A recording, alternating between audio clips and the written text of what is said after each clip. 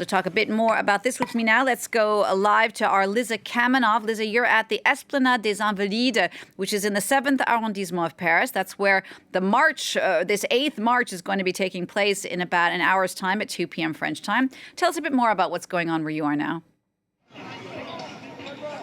Absolutely. So, as you said, I am at the Esplanade des Invalides, and the 8th protest is due to set off at 2 p.m. and we'll head towards Place de l'Italie to arrive there for 7 p.m.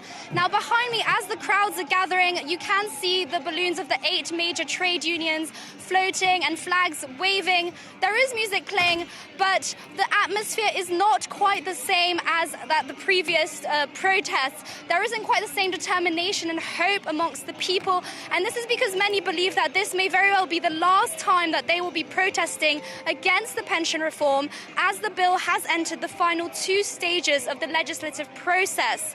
Now, a lot of these strikers have come to 6 or 7 strikes, and throughout this process, they have seen the bill just continue its journey through Parliament, and they haven't had any response from the government. So the morale is pretty low at the moment. But of course, the crowds are still coming together, so we'll have to see how many people turn up. At the moment, the authorities are expecting around 650,000 to 850,000 protesters across France, across 230 different locations. In Paris alone, it'll be about 50,000 to 80,000 people. Now, over the past week, as you mentioned, we have seen rolling strikes in the energy sector, in the transport sector, and also amongst the garbage collectors, which has resulted in a lot of rubbish lying around Paris. And today, these strikers are here. They are the ones mostly protesting: the energy sector, the transport sector, the steel industry, and they are also joined by the teachers, by the pharmacists. Now, with so many people present and general frustration growing, there is a risk of violence and clashes happening on the sidelines, which is why we also have a very strong police presence.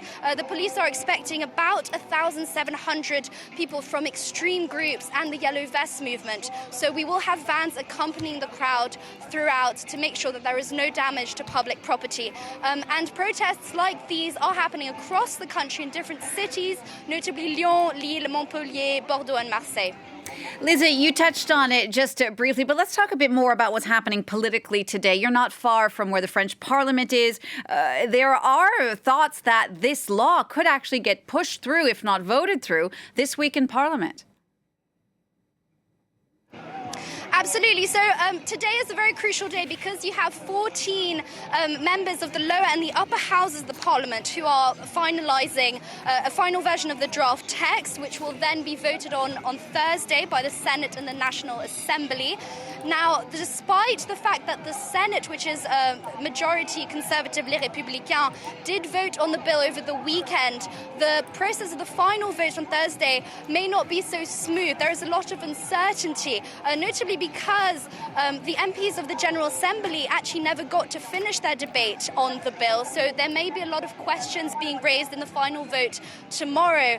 Now, Macron, in order to pass the bill, needs 289 votes. Assuming that all of his MPs did vote on the bill, he is still 40 votes short, which means he is really relying on Les Républicains to help the bill pass. And even Macron's own party MPs have said that at the moment they're unsure because they want to wait for the final draft text to come out before they make a decision. So it is very unclear. Now, of course, if Macron did not get the votes that he needed, he does have the option to push the legislation through without a vote using the maneuver 49.3. The union leaders have warned the government against doing this. It is very risky to use on such a divided text because it does open the door for a vote of no confidence, which is possibly the last thing that Macron's party would want right now. And the government spokesman, Olivier Véran, did assure everyone a few days ago that they are confident that they will get enough votes and they have no intention of using 49.3.